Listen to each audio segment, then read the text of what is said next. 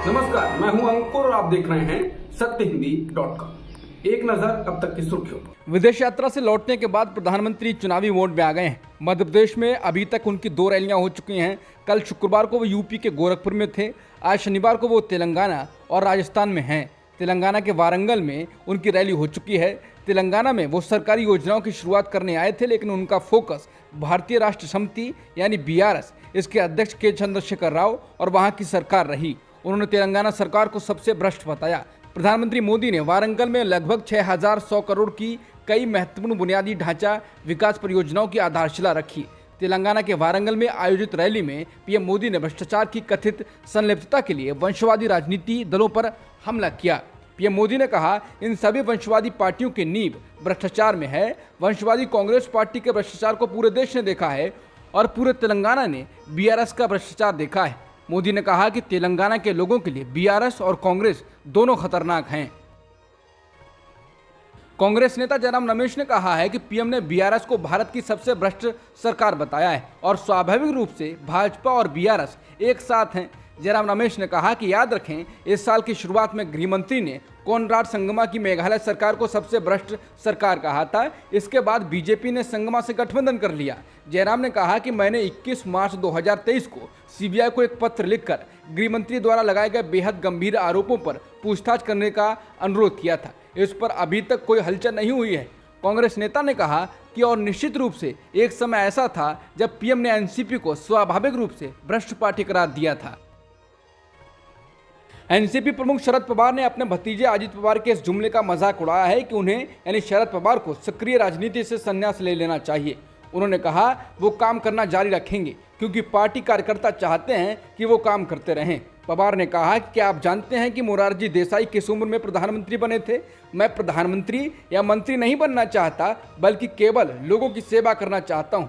बुजुर्ग मराठी नेता शरद पवार ने आज से प्रदेश का राज्यव्यापी दौरा शुरू कर दिया है ताकि पार्टी को खड़ा किया जा सके।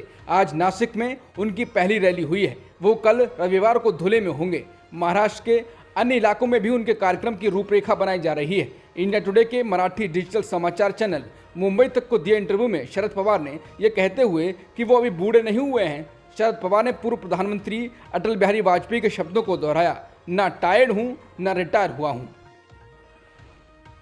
अरविंद केजरीवाल ने कहा कि कल ईडी ने सभी चैनलों पर चलवाया कि उन्होंने मनीष सिसोदिया की 62 करोड़ रुपए की संपत्ति जब्त की है, लेकिन मनीष सिसोदिया के सिर्फ 2 फ्लैट यानी एक 65 लाख का और 5 लाख का और एक बैंक अकाउंट यानी 11 लाख का जब्त किए हैं। ये फ्लैट 2018 से पहले खरीदे गए थे जब कोई एक्साइज पॉलिसी नहीं थी।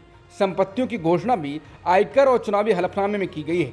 केजरीवाल ने कहा कि पीएम मोदी आपको रोक नहीं पा रहे हैं, इसलिए ये सब आपको बदनाम करने के लिए किया गया है। अडानी की कंपनी की ओर से बनाए गए एक पुल को चोरों ने चुरा लिया है। अब इस मामले में मुंबई पुलिस ने 4 लोगों को पकड़ा है। ये पुल पश्चिमी उपनगर में एक नाले पर लगाया गया था। ये लोहे का पुल 6000 किलोग्राम का है। बांगड़ नगर पुलिस स्टेशन के एक अधिकारी ने बताया कि अडानी इलेक्ट्रिसिटी ने बड़े स्तर पर बिजली के तार ले जाने के लिए 90 फुट का ये पुल बनाया था। कुछ महीने पहले जब उस नाले के ऊपर एक स्थायी ब्रिज बन गया तो उस अस्थायी ढांचे को कहीं और शिफ्ट कर दिया गया। हालांकि 26 जून को ये बात सामने आई कि वो अस्थायी पुल अपनी जगह से गायब था, जिसके बाद बिजली कंपनी ने पुलिस में शिकायत दर्ज कराई। जांच के बाद पुलिस ने पाया कि पुल को आखिरी बार 6 जून को देखा गया था। पुलिस ने बताया है कि चोरी हुई लोहे के पुल को बरामद कर लिया गया है।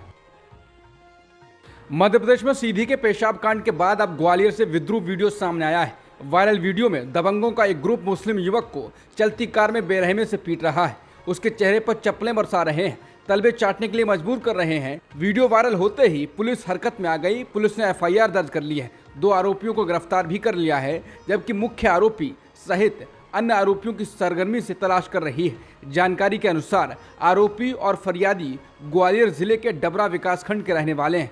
शिकायत है कि पीड़ित की आरोपी गोलू गुर्जर के भाई से पुरानी अदावत है। दोनों के बीच विवाद होते रहे हैं। बताया जा रहा है कि भाई से चिक और अदावत को लेकर गोलू गुर्जर ने शुक्रवार को पीड़ित को किसी दूसरे नाम से बुलाया। वाहन लेकर पहुंचे गोलू को देखकर पीड़ित ने मौके से निकलने का प्रयास किया। वाहन में सवार गोलू और उसके 3 साथियों ने पीड़ित को नहीं जाने दिया, बलपूर्वक गाड़ी में बैठाया और ग्वालियर डबरा हाईवे पर ले गए। चलती वाहन में गोलू ने पीड़ित को जमकर पीटा। गोलू के साथी भी पीड़ित पर हाथ साफ करते रहे। मध्य प्रदेश के सीधी पेशाब कांड में पीड़ित दशमत रावत ने अब कहा है कि हमने पेशाब करने वाले प्रवेश शुक्ला को माफ कर दिया है। हमारी सरकार से मांग है कि उसे माफ कर दिया जाए। हम इस मामले में आगे कुछ नहीं चाहते हैं। वो गांव के पंडित हैं, उन्होंने अपनी गलती मान ली है, इतना हमारे लिए काफी है। बता दें, हाल ही में दशमत का सम्मान शिवराज सिंह चौहान ने किया था। उसके बाद घर लौटे दशमत रावत की बोली में ये बदलाव आया है। दशमत ने पत्रकारों को बताया कि उन्हें मुख्यमंत्री ने आर्थिक सहायता राशि भी दी है। उन्होंने कहा कि आर्थिक सहायता राशि भी मुख्यमंत्री ने दी, सब हो गया है। बता दें, मध्य प्रदेश के सीधे जिले का एक वीडियो वायरल हुआ था जिसमें प्रवेश शुक्ला नाम का व्यक्ति आदिवासी युवक दशमत पर पेशाब करता हुआ दिखाई दिया था। इसके बाद मामला गर्मा गया। हालांकि मध्य प्रदेश में चुनाव नजदीक हैं और आदिवासी समुदाय की संख्या बड़ी है, जिसके बाद शिवराज ने दशमत को बुलाकर पैर धोए। हनी ट्रैप में फंसे रक्षा अनुसंधान और विकास संगठन यानी डीआरडीओ के वैज्ञानिक प्रदीप कुरलकर की गिरफ्तारी के बाद बड़ा खुलासा हुआ है। इस मामले में दाखिल आरोप पत्र में कहा गया है कि डीआरडीओ के वैज्ञानिक प्रदीप कुरलकर पाकिस्तानी महिला इंटेलिजेंस ऑपरेटिव की ओर आकर्षित थे और वो महिला वैज्ञानिक कुरलकर से डिफेंस प्रोजेक्ट के अलावा भारतीय मिसाइल सिस्टम के बारे में बातचीत करती थी। बता दें, महाराष्ट्र पुलिस के आतंकवाद विरोधी दस्ते यानी एटीएस ने पुणे में डीआरडीओ की एक प्रयोगशाला के निदेशक कुरलकर के खिलाफ पिछले हफ्ते एक अदालत में आरोप पत्र दायर किया। प्रदीप कुरलकर और पाकिस्तानी महिला व्हाट्सएप के साथ साथ वॉइस और वीडियो कॉल के जरिए संपर्क में थे। महिला ने खुद को यूके में रहने वाली एक सॉफ्टवेयर इंजीनियर बताया और अश्लील संदेश और वीडियो भेजकर उससे दोस्ती की। एटीएस ने आरोप पत्र में कहा है कि जांच के दौरान उसका आईपी पता पाकिस्तान का पाया गया। आरोप पत्र में कहा गया है कि कुरलकर ने डीआरडीओ की संवेदनशील जानकारी अपने निजी फोन पर जुटाई और फिर कथित तौर पर इसे पाकिस्तानी महिला के साथ साझा किया।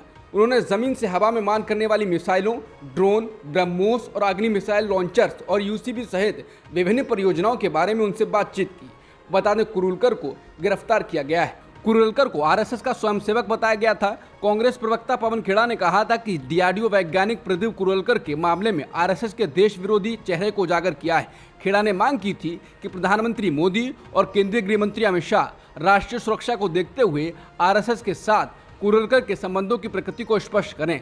बता दें, कुरलकर आरएसएस की वर्दी में भी 2018 में देखे गए थे। 2018 में उस कार्यक्रम के दौरान मोहन भागवत मंच पर मौजूद थे। हिंसाग्रस्त मणिपुर में शुक्रवार को अलग अलग घटनाओं में एक पुलिस कमांडो समेत 4 लोगों की मौत हो गई और कई घायल हुए हैं। ये घटनाएं विष्णुपुर और चुराचांदपुर जिले में हुई।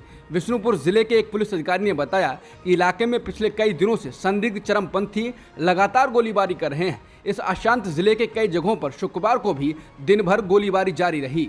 इस गोलीबारी में पुलिस कमांडो पुखराम बाम रणबीर को गोली लग गई, जिनके अस्पताल ले जाते वक्त मौत हो गई। जबकि चुराचांदपुर जिले के कांगवई में हुई एक गोलीबारी की घटना में 2 लोगों की मौत हो गई और 3 घायल हो गए थे।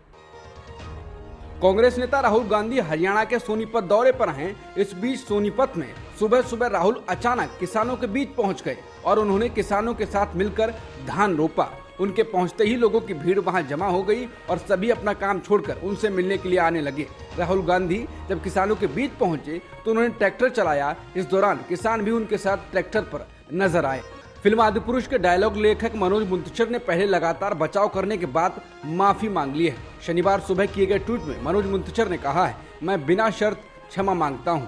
मनोज मुंतशिर ने कहा, मैं स्वीकार करता हूं कि फिल्म आदिपुरुष से जन भावनाएं आहत हुई हैं। अपने सभी भाइयों बहनों, बड़ों, पूज्य साधु संतों और श्री राम के भक्तों से मैं हाथ जोड़कर बिना शर्त क्षमा मांगता हूं। भगवान बजरंगबली हम सब पर कृपा करें।